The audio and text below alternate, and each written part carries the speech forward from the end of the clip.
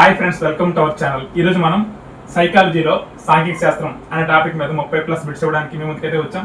Psychology సాంఘిక శాస్త్రం అనే టాపిక్ అయితే ఈరోజు మనం చూద్దాం. దాదాపుగా 30+ బిట్స్ సోర్స్ అంతా వెతికి 30+ బిట్స్ తయారు చేయడం జరిగింది. అసలు ఈ సాంఘిక శాస్త్రం ఇప్పటి నుంచే కొత్తగా ఉందా, ఎప్పటి నుంచో ఉందా అంటే 2003 డిఎస్ నుంచి కూడా సాంఘిక శాస్త్రం అనే టాపిక్ నుంచి ఒక బిట్టు డిఎస్లో ఇవ్వడం జరిగింది. అదే సైకాలజీ టాపిక్ లో ఇవ్వడం జరిగింది. మ్యాథ్స్ లో అయితే ఎలాగో సాంఘిక శాస్త్రం ఉంటుంది, కానీ ఈ సైకాలజీ అనే టాపిక్ లో కూడా సాంఘిక శాస్త్రం ఉంటుంది. ఎందుకంటే చాలా వరకు కొలతలు అంటే లెక్కించడం ద్వారానే జరుగుతుంది. మూర్తి మొత్తం కానీ ఇలా చాలా వరకు సాంఘిక శాస్త్రం మీద డిపెండ్ అయి ఉంటుంది కాబట్టి బిట్ ఇవ్వడం జరిగింది. ఇప్పుడు లాస్ట్ ఎట్లో అయితే ప్రతి పేపర్ లో కూడా 2+ బిట్స్ రావడం జరిగింది కాబట్టి ఈ సాంఘిక శాస్త్రం అనే టాపిక్ కి కొంచెం వాల్యూ పెరిగింది. ఎప్పుడైతే బిట్స్ ఎక్కువ వస్తాయో అప్పుడే దాని యొక్క వాల్యూ మనకు తెలుస్తుంది. అలాగే దాని రివిజన్ కూడా మనం చేయడం జరుగుతుంది. అందుకే మనం ఈ రోజు సైకాలజీలో సాంఘిక శాస్త్రం అనే టాపిక్ గురించి అయితే పూర్తిగా నేర్చుకుందాం. ఈ 30+ బిట్స్ అనేది కూడా ఈజీగా నేర్చుకుందాం. ఇక క్లాస్ లోకి వెళ్ళిపోదాం. అలాగే వెళ్లే ముందు ఇప్పటి వరకు ఎవరైనా సబ్స్క్రైబ్ చేయకపోతే మన ఛానల్ సబ్స్క్రైబ్ చేయండి. మన channel name JTM stories. Subscribe చేసుకుంటే మీకు మరిన్ని వీడియోస్ అయితే అందుబాటులో ఉంటాయి. సబ్స్క్రైబ్ చేయండి, లైక్ చేయండి, మీ ఫ్రెండ్స్ అందరికీ షేర్ చేయండి. వాళ్ళకి కూడా ఈ వీడియోస్ అన్ని ఉపయోగపడతాయి. షార్ట్స్ కూడా మొదలు పెడుతున్నాం, అవి కూడా మీకు చాలా బాగా ఉపయోగపడతాయి. ఇక బిట్లోకి వెళ్దాం. మొట్టమొదటి బిట్ చూద్దాం. స్టాటిస్టిక్స్. స్టాటిస్టిక్స్ అనే పదానికి మూల పదం ఇది. స్టాటిస్టిక్స్ అనే పదానికి మూల పదం స్టాటస్ అనే లాటిన్ భాషా పదం, స్టాటిస్టా అనే ఇటాలియన్ భాషా పదం, స్టాటిస్టిక్ అనే గ్రీకు భాషా పదం పైవన్నీ. స్టాటిస్టిక్స్ అనేది ఆంగ్ల భాషా పదం. దాని యొక్క మూల పదం ఏది? ఆన్సర్ ఆప్షన్ 4 పైవన్నీ. ఎందుకంటే స్టాటస్ అనేది లాటిన్ భాషా పదం, ఇది కూడా స్టాటిస్టిక్స్ కి మూల పదం. అలాగే స్టాటిస్టా అనే ఇటాలియన్ భాషా పదం కూడా స్టాటిస్టిక్స్ కి మూల పదం. అలాగే స్టాటిస్టికా కాదు, స్టాటిస్టికా లేదా స్టాటిస్టిక్ అనేవి గ్రీకు భాషా పదాలు. ఇవి కూడా స్టాటిస్టిక్స్ అనే దానికి మూల భాష పదాలు. సో ఈ మూల భాష పదాలు కూడా మనం నేర్చుకోవాలి. సైకాలజీలో చాలా ఎక్కువగా ఉంటాయి. అలాగే స్టాటిస్టిక్స్ కూడా దానికి అనుగుణంగానే ఉన్నాయి. ఇది ఫస్ట్ బిట్. సెకండ్ బిట్ మనం చూద్దాం.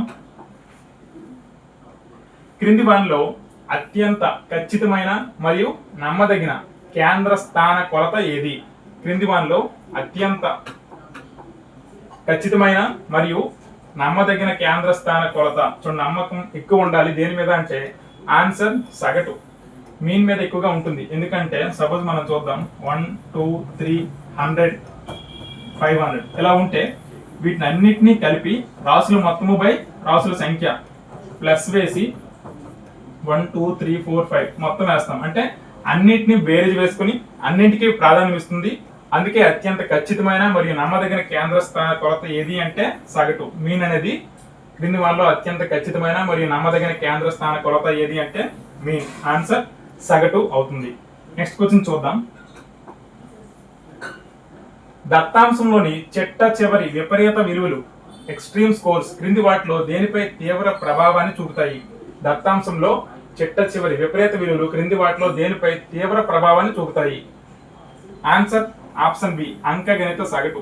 సగటు అనేది వేస్తుంది. ఉదాహరణకు 1+100 ఈ రెండు మాత్రమే స్కోర్లు అయితే దీన్ని సగటు కట్టాలంటే 101/2 కాబట్టి 50.5 వస్తుంది. జనరల్ గా 1 వచ్చినా 100 వచ్చినా చూడండి అత్యంత ఎక్కువ విలువ అనేది సగటు మీద ప్రభావం చూపుతుంది. కాబట్టి తీవ్ర ప్రభావాన్ని చూపేది ఏది అంటే అంకగణిత సగటు. అర్థమెటిక్ మీన్ అనేది మొత్తం మీద ప్రభావాన్ని చూపిస్తుంది. Next bit. ఇదంతా సాంఘిక శాస్త్రం గురించి కూడా అవగాహన అవుతుంది. అలాగే సైకాలజీ గురించి కూడా మనకి వస్తుంది. క్రింది వాటిలో అత్యంత సులభంగా మరియు కేవలం పరిశీలన ద్వారా కనుగొనగలిగే కేంద్ర స్థాన కొలత ఏది? చూడండి, క్రింది వాటిలో అత్యంత సులభంగా మరియు కేవలం పరిశీలన ద్వారా కనుగొనగలిగే కేంద్ర స్థాన కొలత. కేంద్ర స్థాన కొలతలు 3: సగటు, మధ్యగతం, బాహుళకం. అయితే పరిశీలన కేవలం కంటి చూపుతోనే చూస్తే చాలు మనం దాని యొక్క కేంద్ర స్థాన విలువ కొలత దేనిని కొలగలము అంటే ఆన్సర్ బాహుళకం. మోడ్ని ఎలాగ చూడండి 2 3 4 5 4 6 ఇలా ఇస్తే దీని యొక్క బాహుళకం 2 టైమ్స్ రిపీట్ అయింది కాబట్టి బాహుళకం 4 అవుతుంది అనమాట. అలా పరిశీలన ద్వారా కొలవగలం. మధ్యగతం కూడా కొన్నిసార్లు, మధ్యస్థం మీడియన్ కొన్నిసార్లు అవుతుంది. అది సరి సంఖ్య అయితే దాన్ని కౌంట్ చేసి సరాసరి సగటు కట్టాలి మధ్యలో ఉండే విలువ. కాబట్టి ఇది అవదు. సగటు మొత్తం రాసుల సంఖ్య బై రాసుల సంఖ్య కాబట్టి ఇది కూడా కేవలం పరిశీలన ద్వారా అవదు. బాహుళకం మాత్రమే పరిశీలన ద్వారా కనుగొనగలిగే కేంద్ర స్థాన కొలత. నెక్స్ట్ బిట్ చూద్దాం. ఒక దత్తాంశంలో మొదటి చతుర్థాంశం Q1 18 మరియు చతుర్థాంశ విచలనం QD 6 అయితే మూడవ చతుర్థాంశం విలువ ఎంత? చూడండి, చతుర్థాంశ విచలనం ఇచ్చారు, మొదటి చతుర్థాంశం ఇచ్చారు, అయితే మూడవ చతుర్థాంశం ఎంత అని మనకి అడిగారు. మనకి సూత్రం తెలుసు, QD = Q3 - Q1/2. అంటే తృతీయ చతుర్థాంశంలోంచి మొదటి చతుర్థాంశం తీసి అందులో సగం అనేది చతుర్థాంశ విచలనం అవుతుంది. మనకి ఇచ్చిన చతుర్థాంశ విచలనం ఎంత? 6. అలాగే మొదటి చతుర్థాంశం మనకి ఇవ్వడం జరిగింది 18. అంటే మనకి Q3 తెలియదు, 18 Q1 తెలుసు, /2. ఇప్పుడు 2 ఇటు వస్తుంది. Q3 - 18 = 12. Q3 = 12 + 18. సో ఆన్సర్ 30 అన్నమాట. ఆన్సర్ 30. ఆప్షన్ బి లో ఉంది answer 30. So Q3, Q1, QD వీటిలో ఏవైనా రెండు ఇచ్చి మిగతా కనుక్కోమంటే ఈజీగా చతుర్థాంశ విచలనం QD = Q3 - Q1/2 కాబట్టి దాని ద్వారా ఈజీగా మనం తెలుసుకోగలం. Q3 - Q1/2. QD చతుర్థాంశ విచలనం అనేది 6 ఇవ్వడం జరిగింది. Q1 మొదటి చతుర్థాంశం అనేది 18 ఇవ్వడం జరిగింది. Q3 - 18/2. సో 2 ఇటు వస్తే 2 × 6 12 అవుతుంది. Q3 - 18 కాబట్టి అటువైపు వెళ్తే 12 + 18 అయింది. So 12 + 18 = 30. So answer option B 30 అనేది మనకి ఆన్సర్ వస్తుంది. ఇలా ఈజీగా చతుర్థాంశాల గురించి, చతుర్థాంశ విచలనం గురించి లాస్ట్ సెట్ లో 3 వరకు బిట్లు ఇవ్వడం జరిగింది, అన్ని పేపర్ని బేరీజ్ వేసుకుంటే. సో ఇది కూడా మనకి చాలా ఇంపార్టెంట్. ఈ ఫార్ములా మనం గుర్తుంచుకోవాల్సిన అవసరం చాలా ఉంది. నెక్స్ట్ బిట్ మనం చూద్దాం. క్రింది వానిలో చతుర్థాంశ విచలనం యొక్క ప్రధాన లోపం ఏమిటి? క్రింది వానిలో చతుర్థాంశ విచలనం యొక్క లోపాలు చాలా ఉన్నాయి, ప్రధాన లోపం ఏమిటి అని అడగడం జరిగింది. దీనిని లెక్కించడం చాలా కష్టం. ఇది దత్తాంశంలోని విపరీత విలువల వలన ప్రభావితం అవుతుంది. ఇది దత్తాంశంలోని కేవలం 50% విలువలపైనే ఆధారపడుతుంది, మిగిలిన 50% విలువలను వదిలివేస్తుంది. దీనిని ఓజీ వక్రరేఖల ద్వారా కనుగొనలేము. ఇందులో ఆన్సర్ ఏంటి అంటే ఆప్షన్ సి. ఎందుకు అంటే చూడండి, మనకి ఇప్పుడు సూత్రం రాసినట్లు Q3 - Q1/2. QD అంటే విచలనం, చతుర్థాంశ విచలనం = తృతీయ చతుర్థాంశము మైనస్ ప్రథమ చతుర్థాంశము /2. అందులో సగమే అడిగారు. మరి ఇక్కడ Q2 అలాగే Q4 వీటికి అసలు ప్రాధాన్యమే లేదు. అంటే 25%, 25%, 50% మాత్రమే విలువ ఉంది. ఈ 50% విలువ అసలు ఈ చతుర్థాంశ విచలనంలో లేదు.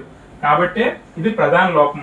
దత్తాంశంలోని కేవలం 50% విలువలపైనే ఆధారపడుతుంది, మిగిలిన 50% విలువలను విస్మరిస్తుంది లేదా వదిలేస్తుంది అనేది సరైంది. కాబట్టి ఇదే ప్రధాన లోపం. నెక్స్ట్ మనం చూద్దాం 9వది. ఒక దత్తాంశం యొక్క మూడవ చతుర్థాంశం Q3 మరియు మొదటి చతుర్థాంశంల మొత్తం 60, వాటి వ్యత్యాసం 20 అయితే చతుర్థాంశ విచలన గుణకం. చతుర్థాంశ విచలన గుణకం అడిగారు. చూడండి, చతుర్థాంశ విచలన గుణకం = Q3 - Q1/Q3 + Q1. చూడండి, మూడవ చతుర్థాంశము మరియు మొదటి చతుర్థాంశములు మొత్తం 60 ఇవ్వడం జరిగింది, వాటి వ్యత్యాసం 20 ఇవ్వడం జరిగింది. విచలన గుణకం అడిగారు. గుణకం QD అడిగారు. మనకి QDకి సూత్రం ఇది. అంటే తృతీయ మరియు ప్రథమ చతుర్థాంశముల భేదము తృతీయ మరియు ప్రథమ చతుర్థాంశముల మొత్తము. ఇప్పుడు భేదం మనకి 20 ఇవ్వడం జరిగింది. భేదం 20 మొత్తం 60. 20/60 = 1/3 వస్తుంది. 21 23. కాబట్టి 0.33 ఇలా వెళ్తుంది. కాబట్టి ఇది ఆన్సర్ అవుతుంది. Option A. Option A. So దత్తాంశం యొక్క మూడవ చతుర్థాంశము మొదటి చతుర్థాంశంల మొత్తము వ్యత్యాసం ఇస్తే ఇది సూత్రం. Q3 - Q1/Q3 + Q1 అనేది అవుతుంది. నెక్స్ట్ బిట్ మనం చూద్దాం.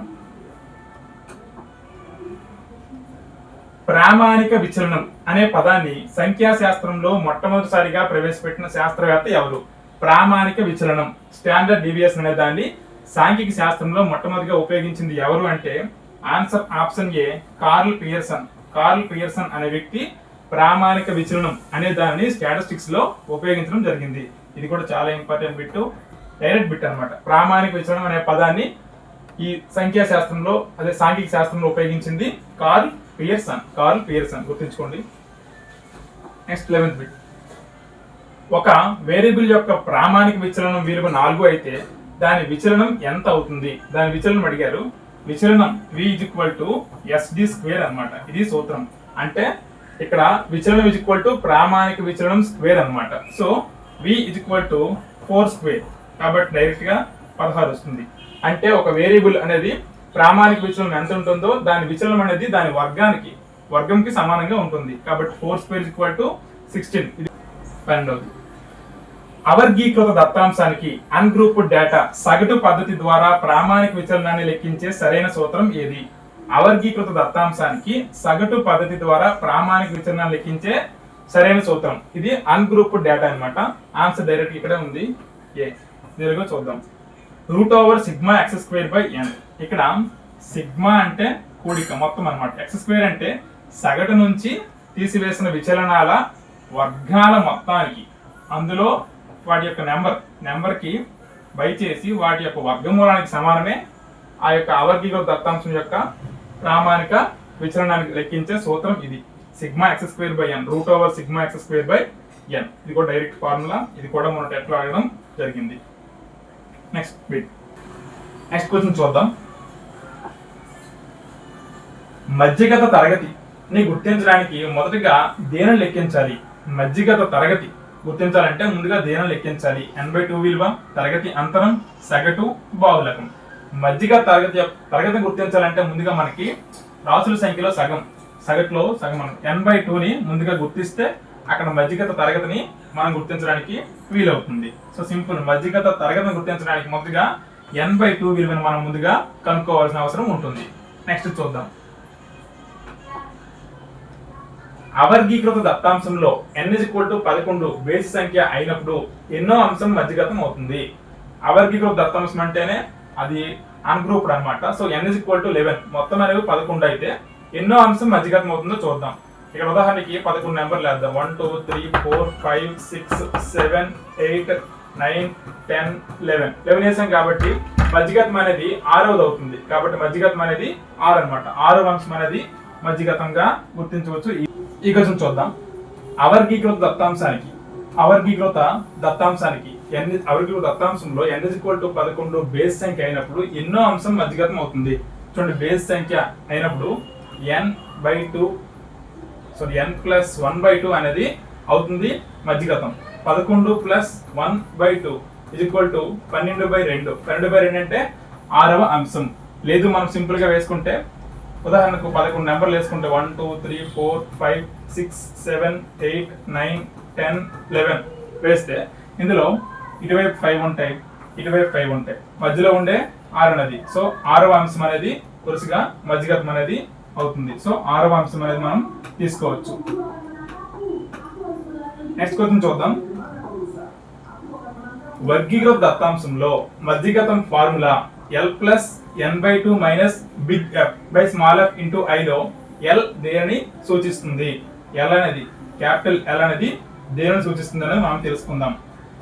L+n/2 - big F by F into I ఇది వర్గీకృత అంటే గ్రూప్ డేటాలో మధ్యగతం యొక్క ఫార్ములా గుర్తుంచుకోవాలి. అవర్గీకృత అయితే మనం ఈజీగా ఐడెంటిఫై చేస్తాం n+1/2 లేదా n/2 అనేది. ఇక్కడ వర్గీకృత దత్తాంశం కాబట్టి L అనేది మధ్యగత తరగతి యొక్క దిగువ హద్దు లోయర్ లిమిట్ ని సూచిస్తుంది. మధ్యగత తరగతి యొక్క దిగువ హద్దును సూచిస్తుంది L అనేది. n అనేది నెంబర్ ఆఫ్, F అనేది ఫ్రీక్వెన్సీ, అలాగే I అనేది తరగతి యొక్క అంతరాన్ని కూడా సూచిస్తుంది. సంచిత పౌనఃపున్యాన్ని సూచిస్తుంది F అనేది. నెక్స్ట్ చూద్దాం. ఇక్కడ వాడి గురించి చూడడం జరిగింది. Median MD L+n/2 - F by F into I. ఇక్కడ సంకేతాలు L అనేది లోయర్ లిమిట్ మధ్యగత తరగతి యొక్క దిగువ హద్దును సూచిస్తుంది L.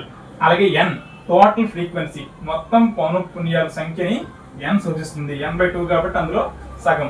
F క్యుములేటివ్ ఫ్రీక్వెన్సీ అంటే మధ్యగత తరగతి కంటే ముందున్న తరగతి యొక్క సంచిత పౌనఃపున్యాన్ని సూచిస్తుంది క్యాపిటల్ F. స్మాల్ f అనేది మధ్యగత తరగతి యొక్క ఖచ్చితమైన పౌనఃపున్యాన్ని సూచిస్తుంది ఈ స్మాల్ f. వాటి ముందున్న సంచిత పౌనఃపున్యాన్ని సూచిస్తుంది బిగ్ F. ఇది మనకి పెద్ద ప్రాబ్లం చేసినప్పుడు అర్థమవుతుంది మ్యాథ్స్ లో. ఇక్కడ మనం ఫార్ములా గుర్తుంచుకుంటే చాలు, పెద్దగా ఇలాంటి సమస్యలు అనేది ఇవ్వడం జరగదు సైకాలజీలో. అలాగే I అనే తరగతి యంత్రం యొక్క పరిమాణము లేదా పొడవు. ఇదే లాస్ట్ టెట్ లో 2025 డిసెంబర్ టెట్ లో ఇవ్వడం మనకి జరిగింది. కావాలంటే మీరు ప్రీవియస్ టెట్ పేపర్లు చెక్ చేసుకోవచ్చు. నెక్స్ట్ బిట్ మనం చూద్దాం. సగటు ఫార్ములాలో అంకెగణిత సగటు ఫార్ములాలో ఉపయోగించే సిగ్మా అనే గ్రీకు అక్షరం, ఇది కూడా బిట్టే. సిగ్మా అనేది ఏ అక్షరం అంటే గ్రీకు అక్షరం.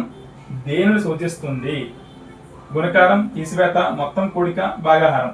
ఆన్సర్ ఆప్షన్ సి, మొత్తం కూడిక. సిగ్మా అనేది మొత్తం కూడికను సూచించే ఒక పదం అన్నమాట సిగ్మా. ఇది ఏ భాషా పదము అంటే గ్రీకు భాషా పదం. అలాగే ఆల్ఫా, బీటా, గామా ఇవి కూడా గ్రీకు భాష పదాలే, గ్రీకు భాష పదాలు. నెక్స్ట్, పౌనఃపున్య బహుభుజిని నిర్మించేటప్పుడు y అక్షంపై దేనిని సూచిస్తారు? చూడండి, x అక్షంపై దేనిని, అలాగే y అక్షంపై దేనిని సూచిస్తారు అనేది కూడా మనకి తెలియాలి. x అక్షంపై అయితే తరగతి అంతరం పరిమాణం సూచిస్తాం, మరి y అక్షంపై పౌనఃపున్యం. మనకి జనరల్ గా చూసుకుంటే ఇలా బార్ గ్రాఫ్ ఉంటే ఇక్కడ తరగతి అంతరం, ఇక్కడేమో దాని యొక్క ఫ్రీక్వెన్సీ. ఇది y అక్షం, ఇది x అక్షం. ఇక్కడ తరగతి అంతరం సూచిస్తాం, ఇక్కడ దాని యొక్క పౌనఃపున్యాన్ని. y అక్షంపై పౌనఃపున్యాన్ని సూచిస్తాం, x అక్షంపై తరగతి అంతర పరిమాణాన్ని సూచిస్తాం. నెక్స్ట్, ఇదే నెక్స్ట్ బిట్. పౌనఃపున్య బహుభుజి ఫ్రీక్వెన్సీ పాలిగాన్ని గీయడానికి x అక్షం, x యాక్సిస్ పై దేనిని గుర్తించాలి? పౌనఃపున్యాలు, సంచిత పౌనఃపున్యాలు, తరగతి అంతరాల మధ్య విలువలని, తరగతి ఎగువ హద్దులని. ఆన్సర్ ఆప్షన్ సి, తరగతి అంతరాల మధ్య విలువలని x అక్షంపై సూచించాలి, y అక్షంపై పౌనఃపున్యాలు మనం సూచించాలి. ఈ రెండు బిట్లు కూడా లాస్ట్ స్టెప్ లో ఒక బిట్ ఇవ్వడం జరిగింది కాబట్టి చాలా ఇంపార్టెంట్. ఇది పౌనఃపున్య బహుభుజిలో x అక్షంపై తరగతి అంతరాలు, y అక్షంపై దాని యొక్క పౌనఃపున్యాన్ని తీసుకోవడం అనేది మనం జరుగుతుంది. నెక్స్ట్ బిట్ చూద్దాం. ఒక తరగతి అంతరం 30-40 అయితే సగటు లెక్కించడానికి మనం ఉపయోగించాల్సిన మధ్య విలువ ఎంత? తరగతి అంతరం ఇచ్చారు 30-40. ఈ తరగతి అంతరానికి క్లాస్ ఇంటర్వెల్ కి మధ్య విలువ మనం కనుక్కోవాలి. 30 + 40/2 70/2 35 వస్తుంది. కాబట్టి answer option C, option C. తరగతి అంతరం మనకిస్తే దాని యొక్క మొత్తంలో సగమే దాని యొక్క మధ్య విలువ అవుతుంది. 30 + 40/2 70/2 35 అనేది దాని యొక్క మధ్య విలువ అవుతుంది. నెక్స్ట్ చూద్దాం. పౌనఃపున్య బహుభుజి అనేది ఎటువంటి రేఖాచిత్రం? పౌనఃపున్య బహుభుజి అనేది ఎటువంటి రేఖాచిత్రం? నిలువు వరుసల చిత్రం, వృత్తాకార చిత్రం, సరళ రేఖలతో కూడిన బహుభుజి ఆకారం, వక్రరేఖ. ఆన్సర్ ఆప్షన్ సి, సరళ రేఖలతో కూడిన బహుభుజి ఆకారం. సరళ రేఖలతో కూడిన బహుభుజి ఎలా వస్తుంది కాబట్టి వక్రరేఖలు అనేవి ఇందులో ఉండవు. పౌనఃపున్య బహుభుజిలో సరళ రేఖలతో కూడిన బహుభుజి ఆకారం అనేది వస్తుంది. Next bit. ఓజీ వక్రం సహాయంతో క్రింది ఏ కేంద్రీయ ప్రవృత్తి కొలతను, సెంట్రల్ టెండెన్సీ, సులభంగా కనుగొనవచ్చు? కేంద్రీయ కొలతలు 3: సగటు, మధ్యగతం, బాహుళకం. అందులో ఓజీ వక్రం సహాయంతో ఈజీగా కొలవగలిగేది ఏంటి? ఆన్సర్ ఆప్షన్ సి, మధ్యగతం. ఎందుకంటే ఒకసారి చూడండి, ఇది x అక్షం, x యాక్సిస్, y యాక్సిస్ అయితే ఓజీ వక్రరేఖ సపోజ్ ఇలా ఉంటే మనం ఈజీగా దీని యొక్క సగటు నుంచి, అంటే ఈజీగా మధ్యగా తరగతి యొక్క అంతరం ఉంటుంది కదా, దాని నుంచి x యాక్సిస్ పైకి లంబం గీస్తే ఇక్కడ మనకి ఎక్కడ టచ్ అవుతుందో అదే దాని యొక్క మధ్యగతం అవుతుంది. కాబట్టి ఈ రెండు రేఖలతో ఈజీగా ఓజీ వక్రం సహాయంతో గుర్తించగలిగేది మధ్యగతం. ఓజీ వక్రరేఖలతో గుర్తించగలిగేది మధ్యగతం.